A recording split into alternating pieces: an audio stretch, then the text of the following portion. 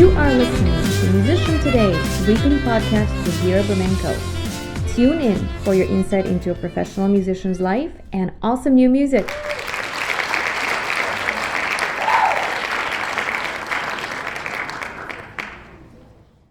I want to do different things with the bagpipe, As in when I listen to more bagpipe music, Celtic music, I fell in love with it deeper. And I wanted to bring my own style. I wanted to bring, Archy J, like my style, into the bagpipe. So I used to jam on Skrillex songs on the bagpipes. I used to jam on a lot of EDM songs or rock songs. I'm like, wow, this looks cool on the bagpipes, Why don't I try this? So that's how actually my style of playing became different. And also, I think because I never really had a bagpipe school or like a bagpipe teacher one-on-one who I would go to every day, I think the lack of teacher was definitely a very difficult process for me to learn the bagpipes and things. But I think that also helped me in a lot of ways into developing my own style. Like there was nobody to tell me, hey, you don't do this with the bagpipes, or you don't play scales on the bagpipes. Because there was no one stopping me. I just went on experimenting in different ways, and I think, that was definitely one of the reasons my style of playing is the way it is. Nice. That sounds awesome. Why don't we have a listen to one of your songs? So this is a cover of Drowsy Maggie. Oh yeah, I love that. You guys ready? Enjoy.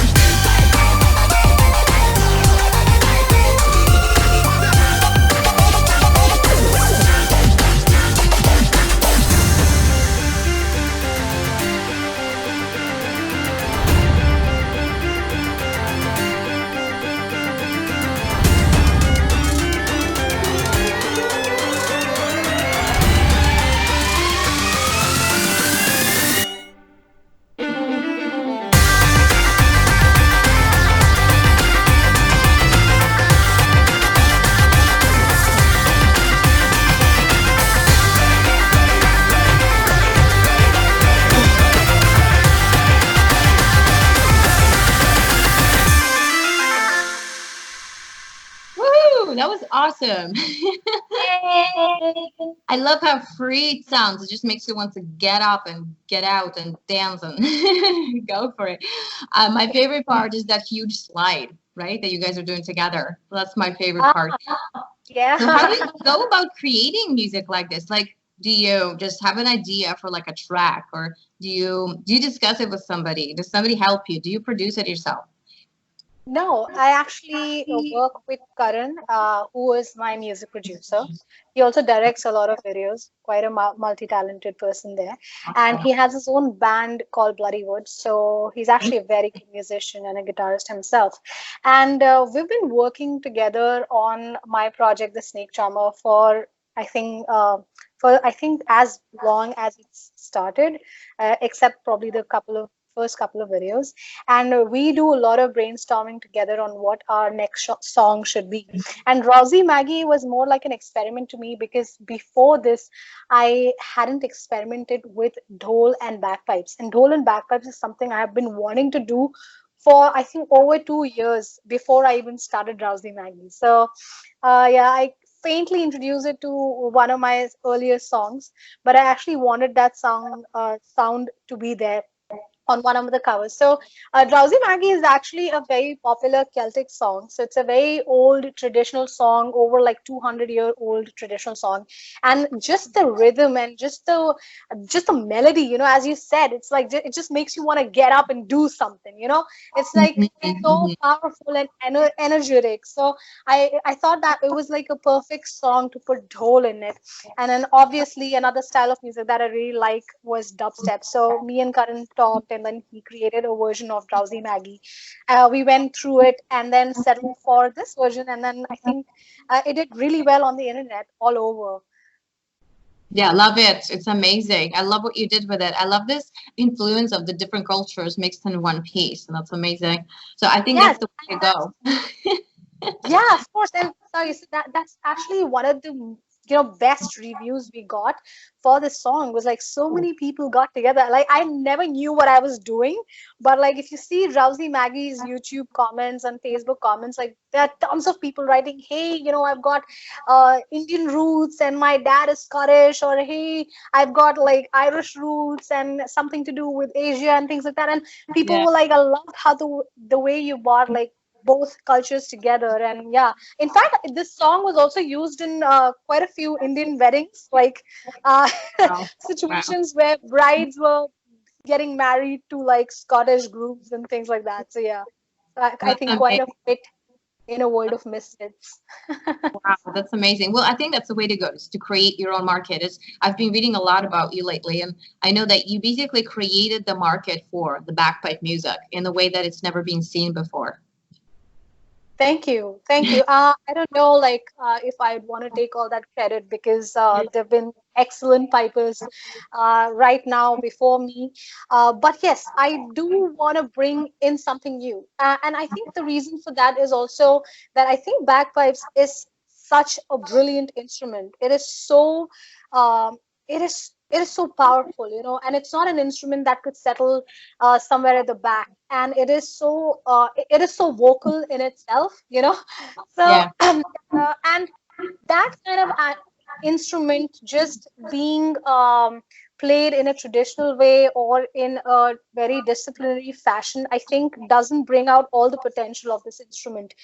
If we go back way back in I think 15th century or something, bagpipes are actually not very disciplined or military sort of instruments. Bagpipes were actually the real outlaw instruments. Bagpipers in Spain were considered to be outlaws among, I mean, when you had all these famous classical musicians playing pianos and things like that, bagpipes were considered to be, like who wants to hear this instrument? But then they'll turn it up even louder. So, I wanted to kind of bring that psychology towards bagpipes back. And I think that's why I indulge myself into different kind of music and try to put and mix it with bagpipes just to see what it does. Exactly. That's true. When we jump into the unknown, that's when we create something amazing. I believe so. All right. And I absolutely love your original music. So Nagina has been my favorite for like, I don't know, as long as I've known this video. So I'm going to go ahead and play that next. And I absolutely love the production of that video too. So I think you're working with an amazing team, and I'm just totally impressed all throughout. So let's have a listen. You guys are ready? Here's Nagina.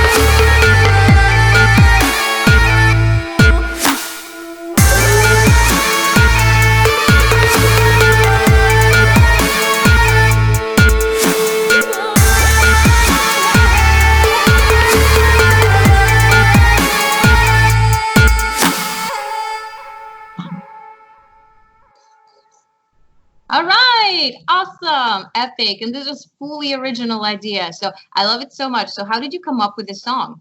How did it come to you? So yeah, Nagina, actually doing my original was actually a very big deal, and you get it. You're a musician, so you understand. Doing an original is like a very big deal, and I wanted to do it in a grand way. I kept myself from doing originals for a very long time until I figured out what direction I want to head in. And when we did Nagina, I knew that we want to do something very Snakecharmerish. You know, the tune that you hear with Nagina, the main hook line, it's very Middle Eastern Indian sort of a mix. It takes you somewhere visually in the deserts and things like that. So that's the sort of mystical element that I wanted when Nagina was conceptualized. And so me and Karan thought over, and I gave him a bunch of ideas, and we didn't. In fact, this is the song which was scratched off the most amount of times before we reached to this piece, Nagina. So we made a lot of versions and scratched them off because it wasn't just going, and I couldn't come out with a song which I wasn't convinced with in the first case. So I wanted to make this sound right, and hats off to Karan again, who's the producer for the song. He one fine day, he comes up and sends me this intro, because first we were working with a very different intro, and because that wasn't going anywhere, he made this intro, and it was just so awesome. I blasted it in my car, and I was like, yes, this is what I wanted. This is how I wanted it to sound. So it was so awesome. And then we built it on from there, and we did a couple of melodies. Hey, does this go on the bagpipe?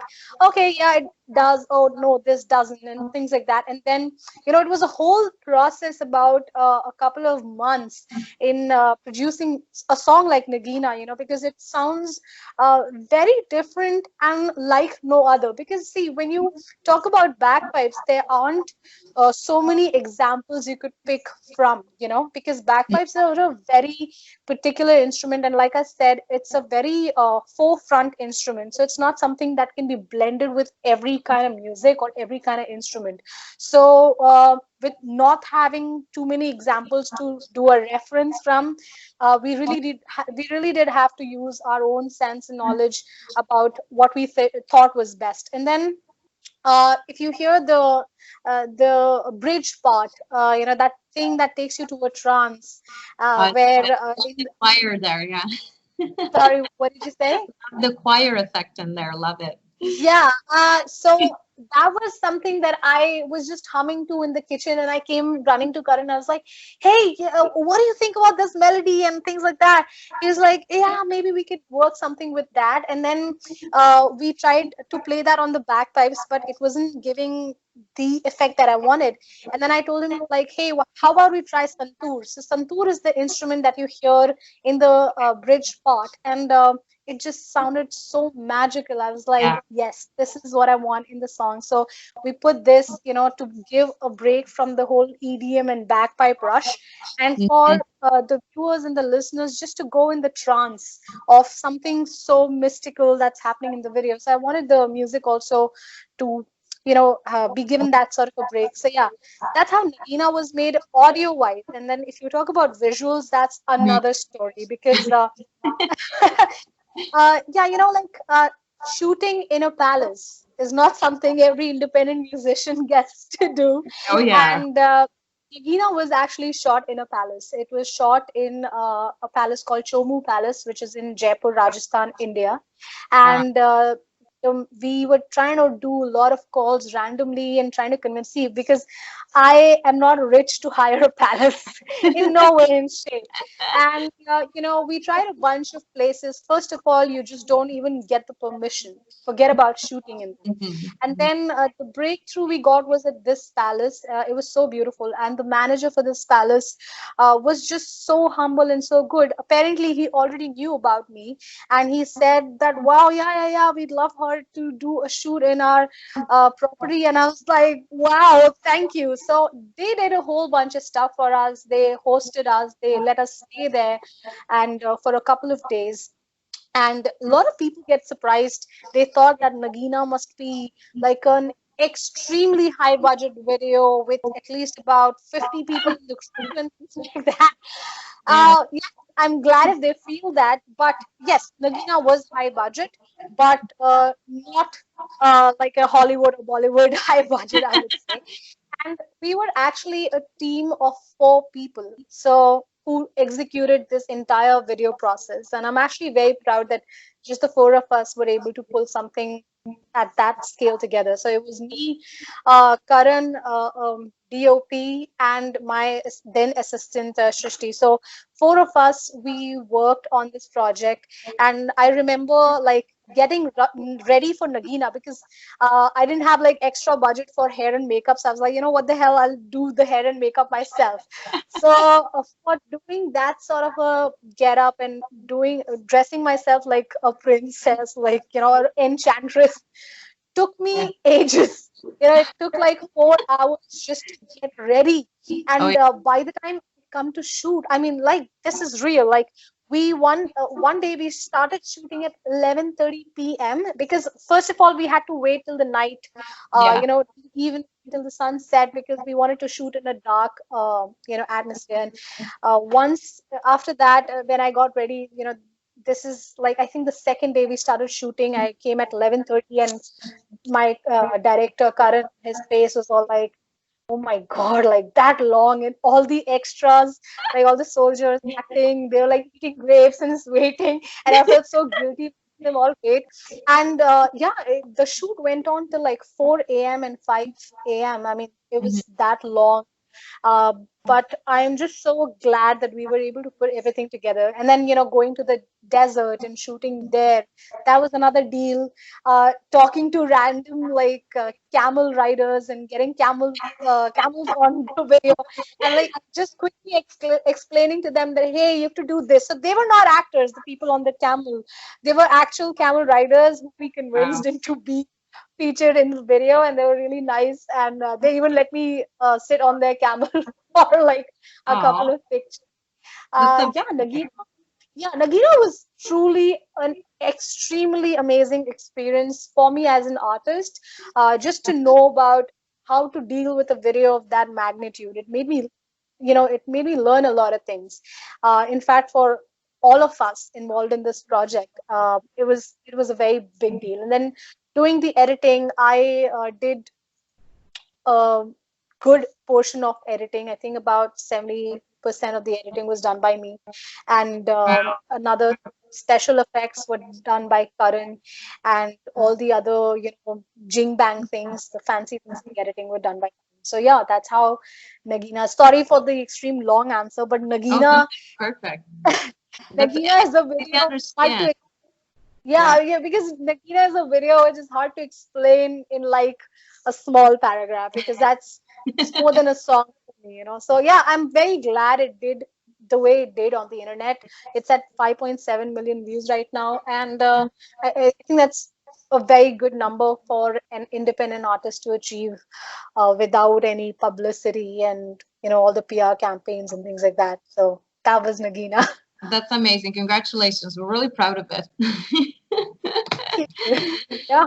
Right. Well, why don't we listen to one more song? So this one is a little bit more of a traditional Asman Se. So yes. All right. Here we go. Enjoy, guys.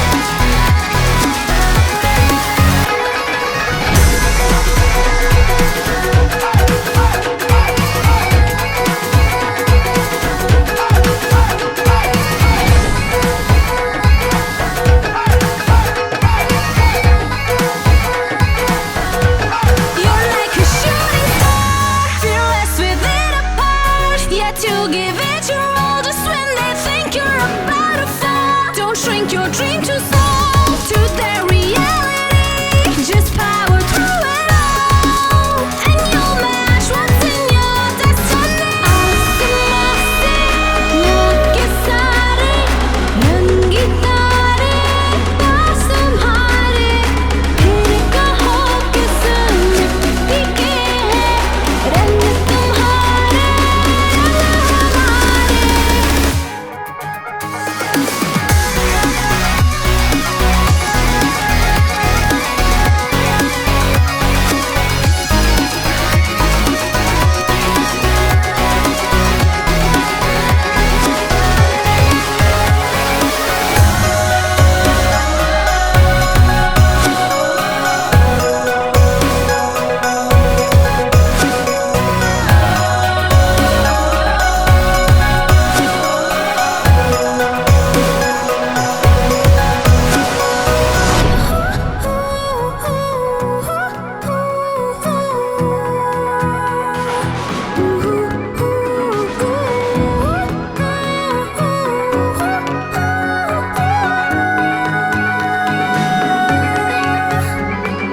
Asimasi, nakisari, rangitare, paas tumhare, phir kaho kis mitti ke hai, rang tumhare,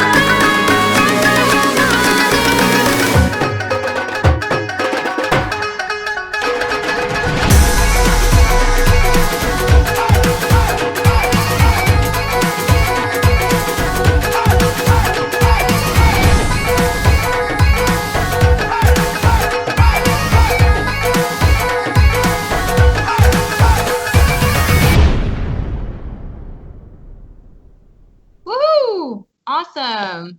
All right. So I had one more question before we close our show. Is how do you credit social media in the way that your music has been successful? How do you manage your social media? And do you have any tips for us, for other artists on it? Yeah, I mean, what's to say when it comes to social media? I think I am very grateful to social media, and YouTube as a platform has done immensely great for artists like me and so many of us, independent artists. Otherwise, were just at the beck and mercy of composers and all the who's who, and all the big guys in the industry. And to cut through all of that hierarchy was just another thing and another struggle. And because of that grind, a lot of artists would just be lost, like you never even hear about so many artists because they never got the chance, so to say.